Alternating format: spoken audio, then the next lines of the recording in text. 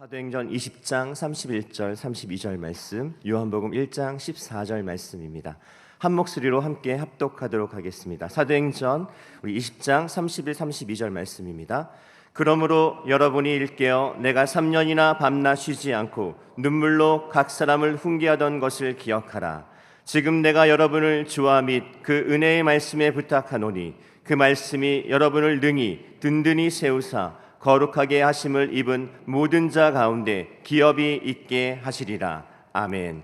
요한복음 1장 14절 말씀, 말씀이 육신이 되어 우리 가운데 거하심에 우리가 그의 영광을 보니 아버지의 독생자의 영광이요 은혜와 진리가 충만하더라. 아멘. 바울 사도께서는 핍박자였죠. 그러다가 이제 전도자가 되셨어요.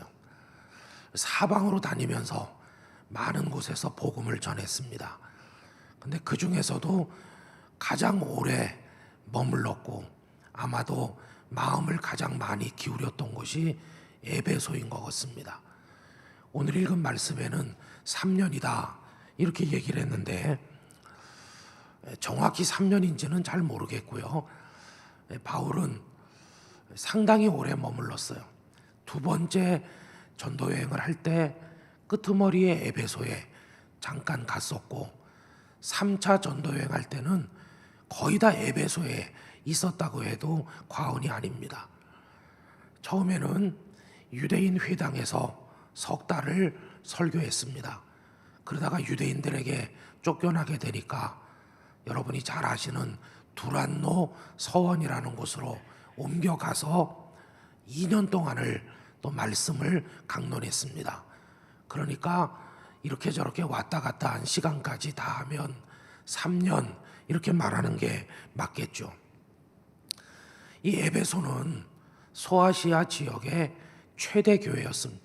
또 최대 지역이었습니다.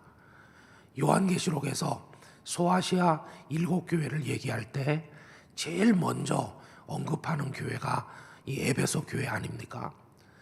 거기는 당시 7대 불가사이라고 하는 아프로디테 신전도 있었고 하여튼 굉장히 번창한 곳이었어요. 항구에 배가 들어오면 황제가 내리면 번쩍번쩍하는 마차에 올라탑니다. 그러면 이만한 돌들이 쫙 깔린 도로를 달려서 궁궐까지 흙 묻히지 않고 바로 들어가도록 돼 있었던 곳이 에베소입니다. 지금은 퇴적이 많이 돼가지고 항구 기능을 상실했지만 옛날에는 굉장했어요. 그러니까 바울도 이 에베소가 요충지라는 걸 알기 때문에 거기 오랫동안 시간을 쏟은 것입니다. 그런데 오늘 읽은 사도행전 20장 끄트머리 말씀은 아주 마음이 짠한 말씀이에요. 왜냐하면 그 에베소 교회 장로님들과 사도 바울이 마지막으로 만나고 헤어지는 장면이기 때문입니다. 예루살렘 교회가 최초의 교회죠. 예루살렘 교회는 어머니 교회입니다. 그런데 굉장히 가난했습니다. 반면에 이 이방 지역의 교회들은 경제적으로 여유가 있었어요. 그래 바울이 전도 여행을 다닐 때마다 구제 헌금을 많이 모았습니다. 그래서 예루살렘의 가난한 성도들에게 가져다 주려고 했던 것이죠. 바울은 마음이 급했어요. 오순절이 되기 전에 빨리 예루살렘에 그걸 갖다 주고 싶다 이런 생각이 있다 보니까 시간에 쫓기게 됐습니다. 그래서 생각 같아서는 에베소에 들르고 싶은데 일정이 쫓기다 보니까 그렇게 하지를 못하고 에베소 교회 장로님들만 밀레도라는 곳으로 좀 와주세요 이렇게 부탁을 했습니다.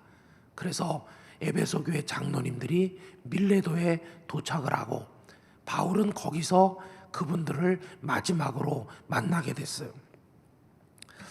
이제 헤어지면 다시는 이 땅에서 얼굴을 못 보게 될지도 모르는 참 마음이 뭐라고 표현하기 힘든 바로 그런 상황이었습니다. 여러분 사도행전 20장 36절 이하를 보면 그때 그 헤어지는 모습을 다음과 같이 설명했는데, 여러분 다 같이 큰 소리로 한번 읽어주시기 바랍니다. 이 말을 한 후 무릎을 꿇고 그 모든 사람들과 함께 기도하니 다 크게 울며 바울의 목을 안고 입을 맞추고 다시 그 얼굴을 보지 못하리라 한 말로 말미암아 더욱 근심하고 배에까지 그를 전송하니라. 참 눈물 없이 헤어지기 힘든 그런 상황이에요. 근데 바울은 알고 있었습니다.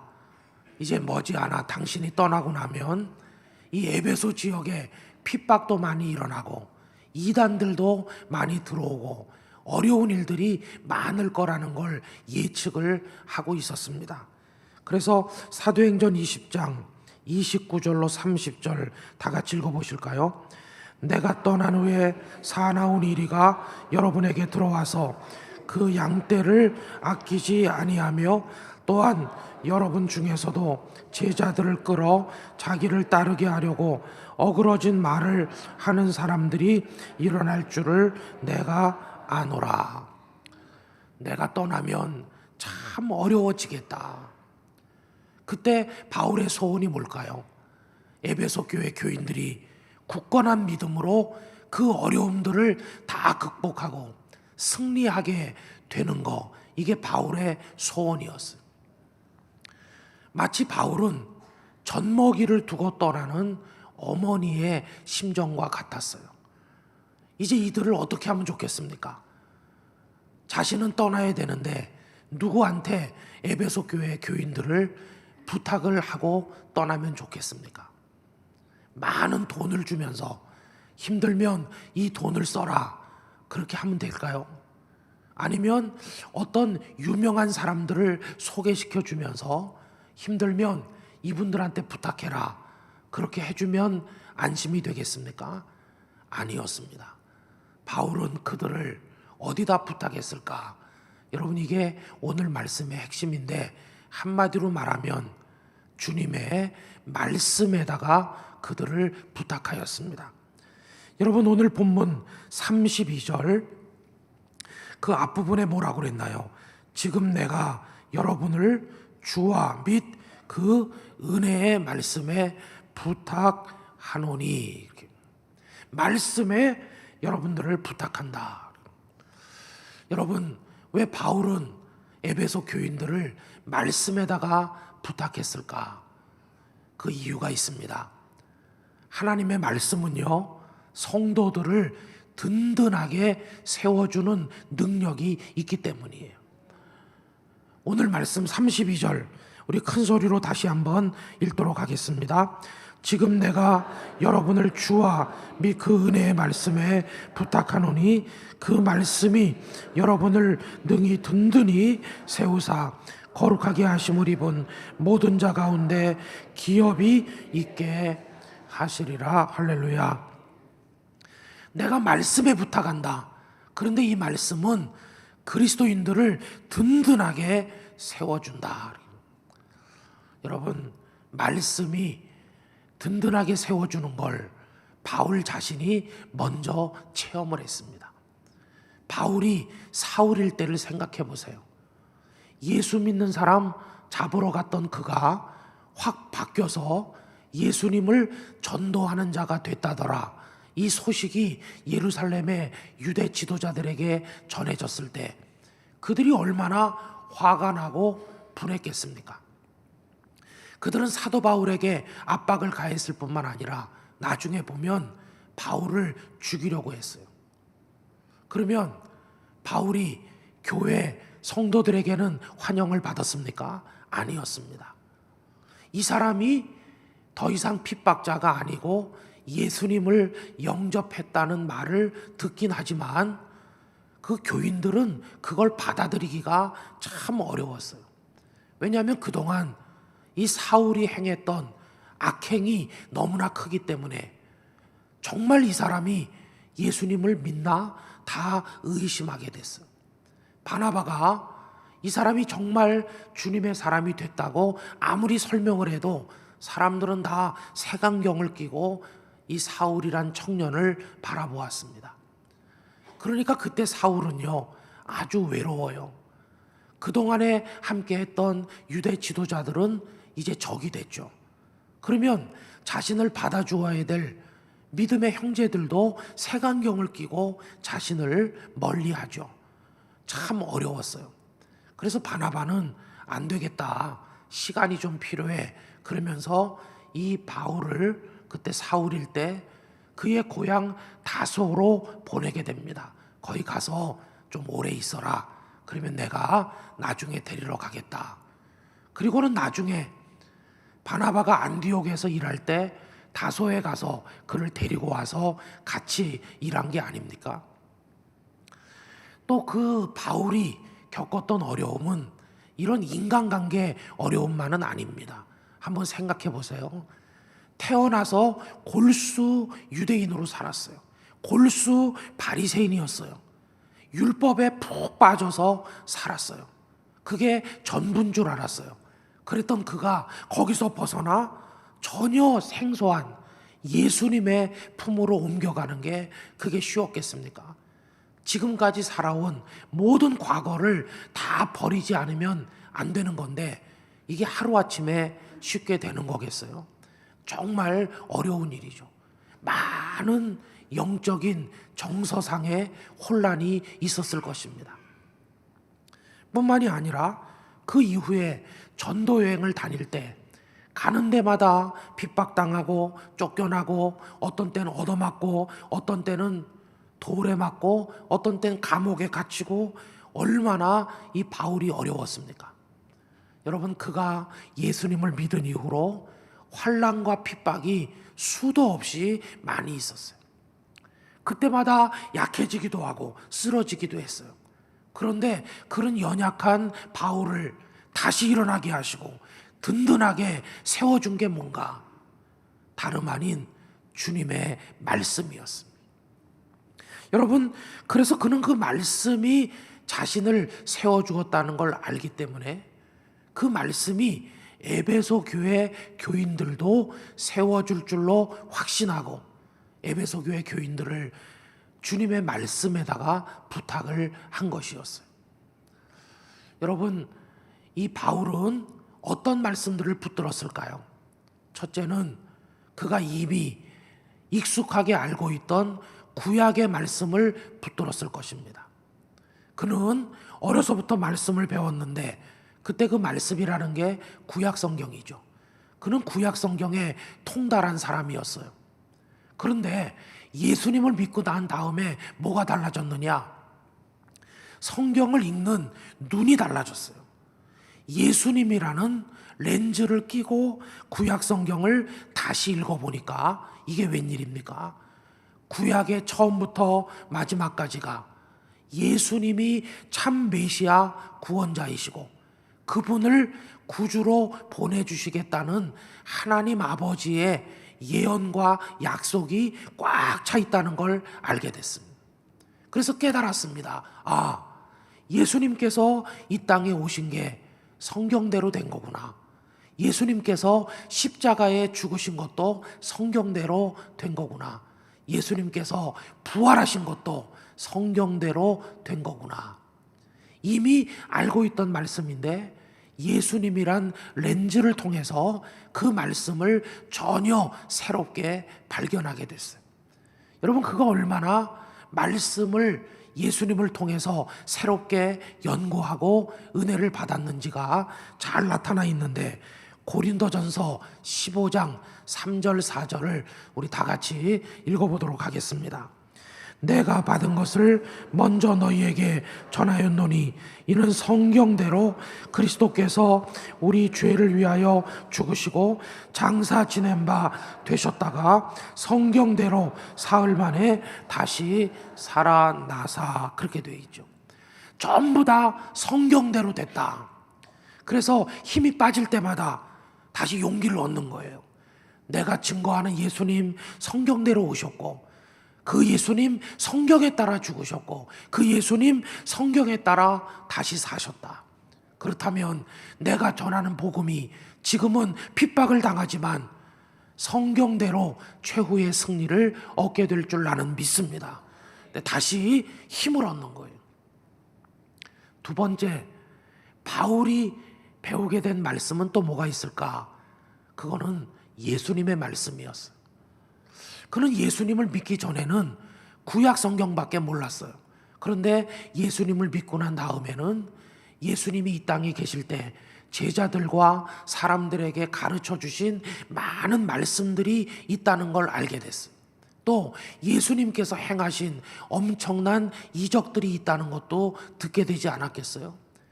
그가 정확히 누구에게 예수님의 말씀을 배웠는지는 잘 모르지만 아마 많은 사람들에게 들으려고 애를 썼을 것입니다.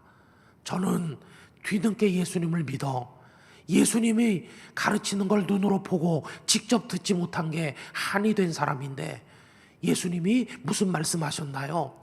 그러면 제자들도 바울에게 다 말해줬을 겁니다. 우리가 들판에 있을 때 떡 5개 물고기 2마리로 뭐 이런 식으로. 근데 바울은 자기 눈으로 그분을 보고 자기 귀로 직접 배우지 못한 게 한이 맺혀서 다른 사람들보다 한마디라도 더 예수님의 말씀을 알아두려고 노력했던 인물이라는 것입니다. 여러분, 그가 얼마나 예수님의 말씀에 집념을 가졌는지를 보여주는 증거가 있어요. 그게 사도행전 20장 35절인데 함께 읽도록 하겠습니다. 범사에 여러분에게 모본을 보여준 바와 같이 수고하여 악한 사람들을 돕고 또 주 예수께서 친히 말씀하신 바 주는 것이 받는 것보다 복이 있다 하심을 기억하여야 할지니라. 아멘. 거기 끝에 무슨 대목이 있습니까? 주께서, 예수님께서 친히 직접 말씀하셨다. 뭘? 주는 것이 받는 것보다 복이 있다고. 여러분, 주는 것이 받는 것보다 복이 있다는 말씀을 누가 하셨다고요? 예수님께서. 근데 이 말씀이 마태, 마가, 누가, 요한복음에 나옵니까? 안 나옵니까? 안 나옵니다. 복음서에도 안 나오는 말씀을 바울이 어떻게 알았을까? 주께서 그에게 직접 가르쳐 주셨을 수도 있지만 그가 예수님의 말씀을 한마디라도 더 많이 알려고 얼마나 노력하고 사방으로 배웠는가를 보여주는 증거가 아니겠습니까? 그는 이처럼 말씀을 붙들었어요. 그가 힘이 빠질 때마다 예수님의 말씀이 그를 세워주는 거예요. 주님은 당신이 죽으실 것도 말씀하셨고 당신이 부활할 것도 말씀했다고 하는데 다 말씀대로 됐구나. 그렇다면 땅끝까지 가서 복음을 전하라는 말씀도 내가 실천해야지. 그는 마음의 용기를 가지고 말씀을 붙드는 사람이었습니다. 또 여러분, 어떤 때는요, 지난 주일날 생각한 것처럼 그가 힘이 빠졌을 때 주님께서 환상 중에 그에게 말씀하기도 했잖아요.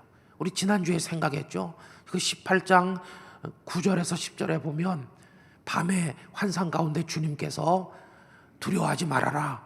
이 고린도 성에 내 백성이 많다. 너는 두려워하지 말고 말하라. 여러분, 어쨌든 간에 쓰러지고 연약해질 때마다 그를 일으키고 그를 든든히 세워준 게 그게 뭐냐? 어떤 사람이었느냐? 주머니에 있는 돈이었느냐? 그가 가진 로마 시민권, 그가 가진 여러 배경 이런 거였느냐? 아니었습니다. 여러분, 그를 세워준 것은 말씀이었습니다. 말씀이 우리를 세워준다 하는 것입니다. 그는 자기 자신이 말씀을 통해 이렇게 세움받은 체험이 있기 때문에 에베소 교인들도 말씀이 세워줄 거라는 걸 확신하고 있었다는 것입니다. 여러분, 말씀은 어떻게 우리를 세워주는 것일까요? 그 이유가 있어요. 그것은 말씀 안에 은혜가 들어있기 때문이에요. 오늘 읽은 32절 말씀을 여러분 다시 한번 가서 눈으로 보세요. 바울은 그들을 주님께 부탁했어요. 주님, 32절에 보면 그런 표현이 있잖아요. 주 곧 그의 은혜의 말씀, 그렇게 돼 있죠. 주와 및 그의 은혜의 말씀. 주님께 부탁하는 겁니다. 그러면 왜 주님께만 부탁하고 끝납니까? 왜 및 은혜의 말씀, 이게 또 들어있는 것일까요? 이제 나중에 또 말씀드리겠지만 주님께 부탁하긴 하지만 주님이 그들을 돕는 방법이 말씀이기 때문에 그래요. 여러분, 우리가 기억해야 될 대목은 이겁니다. 오늘 본문에서 말씀, 그냥 이렇게 말하지 않고 은혜의 말씀이라고 했다는 것입니다. 그래서 말씀 속에는 은혜가 꽉 차 있어요. 은혜를 얻기를 여러분이 원하신다면 말씀을 받으시면 됩니다. 왜? 말씀 안에 은혜가 꽉 차 있기 때문에 그런 것입니다. 그러면 성도가 받는 은혜는 어떤 게 있습니까? 두 가지를 그동안 얘기했어요. 첫째는 구원의 은혜가 있다 그랬습니다. 여러분, 구원은 뭘로 받는다고 그랬죠? 은혜로 받는다고 그랬죠. 그런데 이 말씀 속에 구원의 은혜가 들어있어요. 오래전에 여러 번 말씀드려서 여러분이 아실 거예요. 서울에 연세가 90세쯤 되신 장로님이 계시는데, 이 장로님은 6.25 전쟁통에 남쪽으로 내려오셨어요. 아는 사람도 하나도 없고 돈도 하나도 없으니까 날마다 굶기가 일쑤였어요. 내가 밥을 먹을 수 있으면 무슨 짓이든 하겠다. 그랬더니 어떤 사람이 너 국군에 들어가라. 군대 들어가면 밥은 먹여준다. 이래서 그분이 국군에 입대했어요. 며칠 동안 총을 쓰는 법을 배운 다음에 강원도 철원에 투입됐습니다. 하루 세 끼 밥은 먹게 됐어요. 근데 문제는 하루에도 여러 번 고지의 주인이 바뀌는 치열한 전쟁터에 있다 보니까 오늘 죽을지 내일 죽을지 모르게 된 것입니다. 마음이 다 가라앉고 두려움밖에 없어요. 그런 와중에 어느 날 보초를 서는데 희끗희끗한 종이가 바람에 날려가길래 주워서 보니까 앞에도 뒤에도 글자가 가득 적혀 있는데 하나님, 예수님 뭐 그런 게 적혀 있는 종이었어요. 성경책 한 장이 찢어져 가지고 흙이 잔뜩 묻은 채로 바람에 날려가고 있는 중이었어요. 그거를 앞으로 뒤로 읽고 요만했을 때 몇 번 가봤던 교회가 생각이 났어요.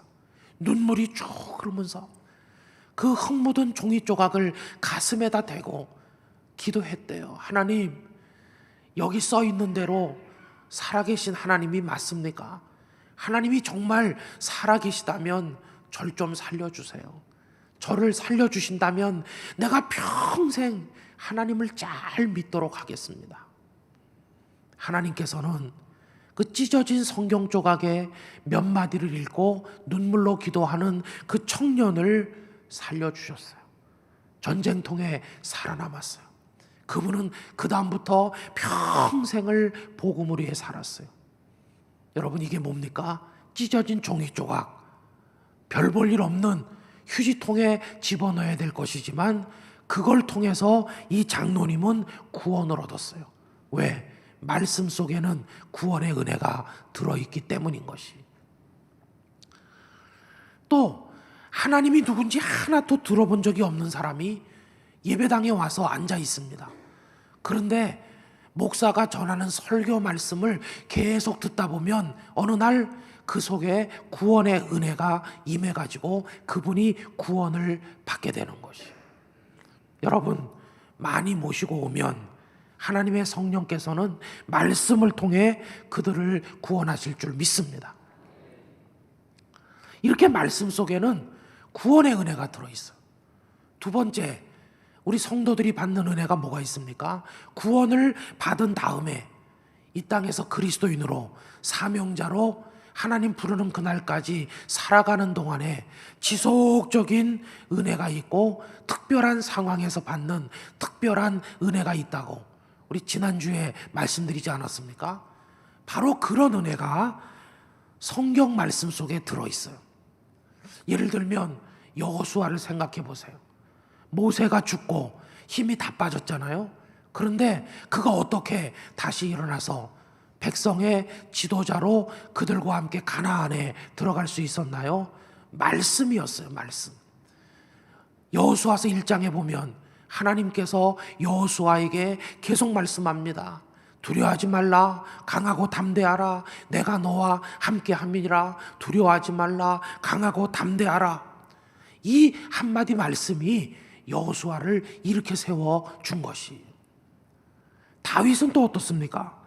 사울에게 쫓기고 무수한 전쟁통에 노출되어 날마다 위태롭게 살았지만 이 다윗으로 하여금 그 난관을 다 이기도록 그때그때 힘을 주고 이렇게 세워준 게 여호와 하나님의 말씀이었어요. 그래서 여러분 시편 19편 7절 이하를 이 다윗의 고백을 한번 다 같이 읽어봅니다. 시작. 여호와의 율법은 완전하여 영혼을 소성시키며 여호와의 증거는 확실하여 우둔한 자를 지혜롭게 하며 여호와의 교훈은 정직하여 마음을 기쁘게 하고 여호와의 계명은 순결하여 눈을 밝게 하시도다. 여호와를 경외하는 도는 정결하여 영원까지 이르고 여호와의 법도 진실하여 다 의로우니 금 곧 많은 순금보다 더 사모할 것이며 꿀과 송이꿀보다 더 달도다. 또 주의 종이 이것으로 경고를 받고 이것을 지킴으로 상이 크니이다. 아멘.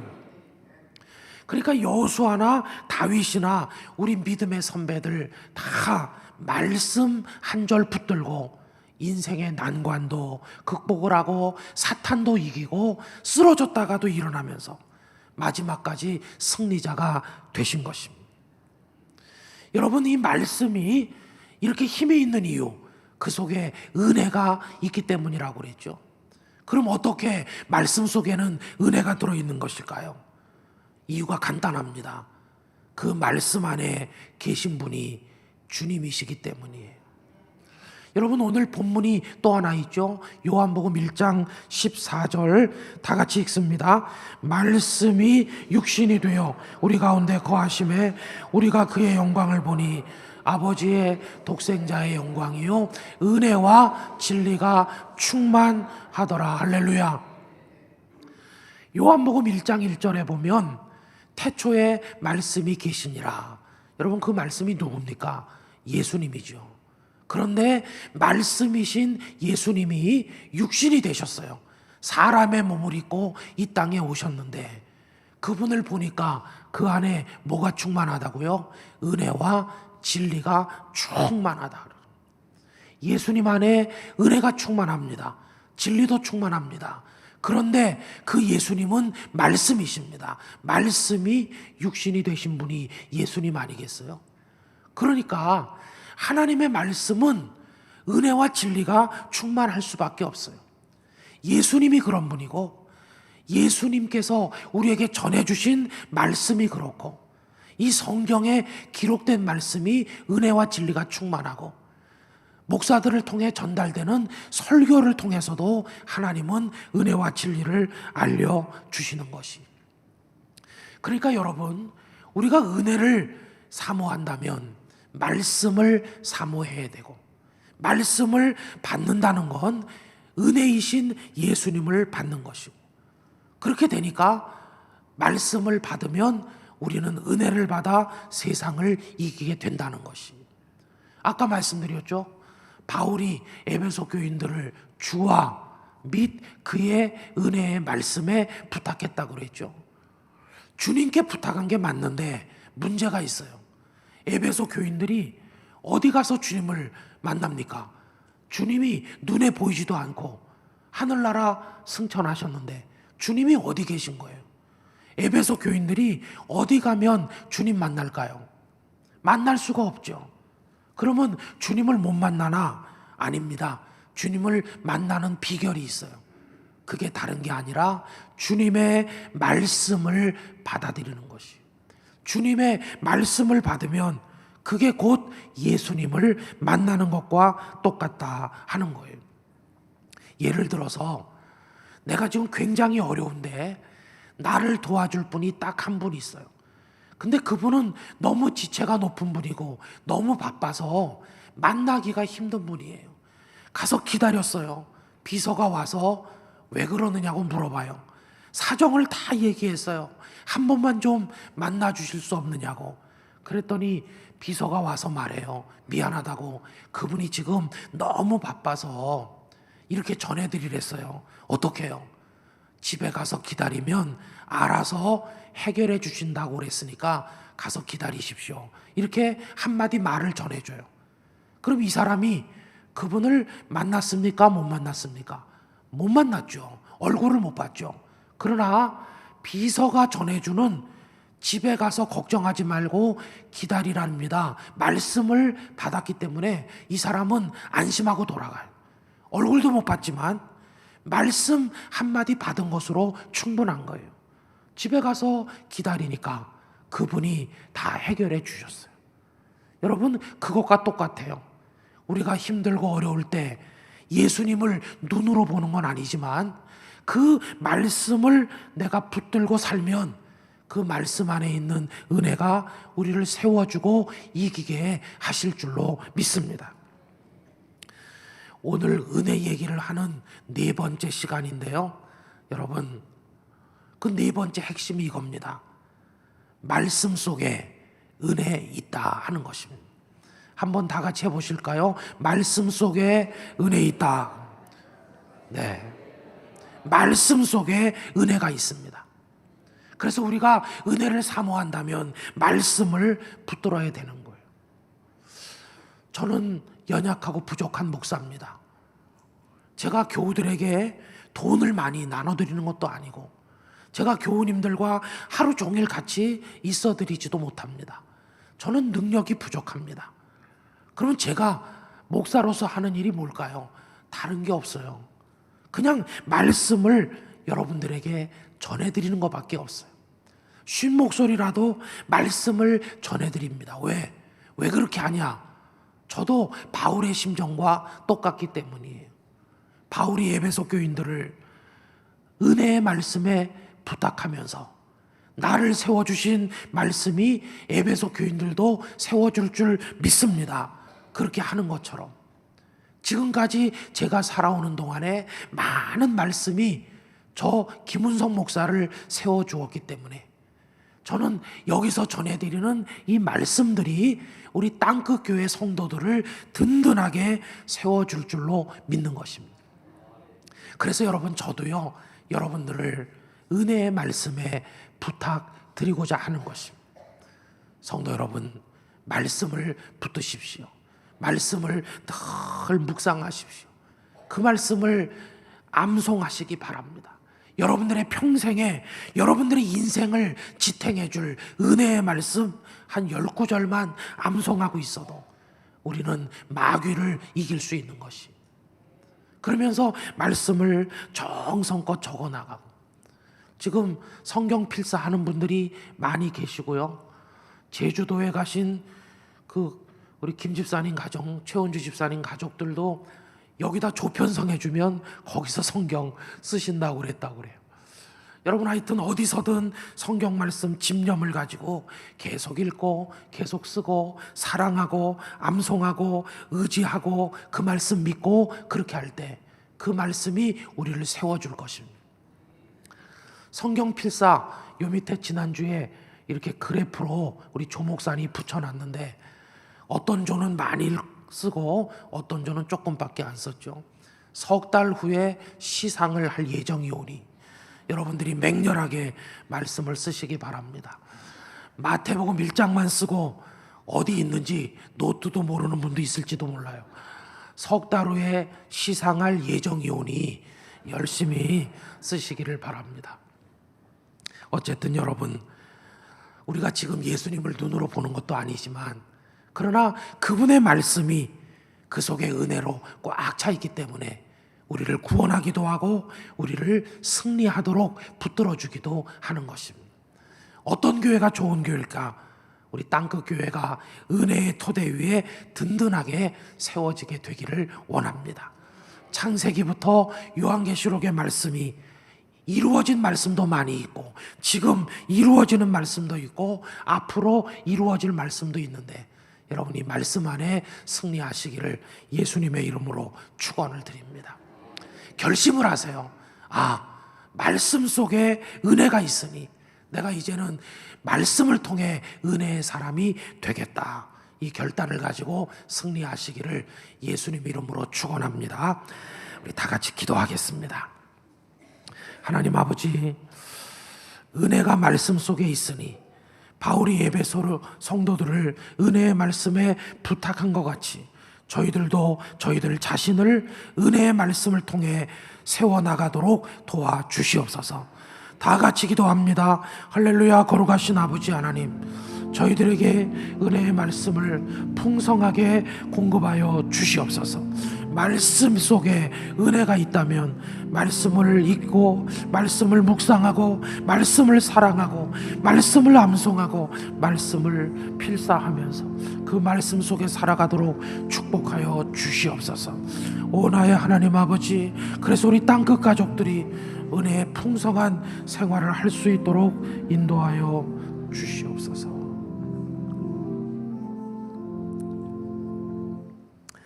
아버지 하나님, 우리 땅끝 교회 성도들이 말씀 안에 있는 은혜로 이겨나가는 능력의 성도가 되게 하여 주시옵소서. 예수님의 이름으로 기도하옵나이다. 아멘.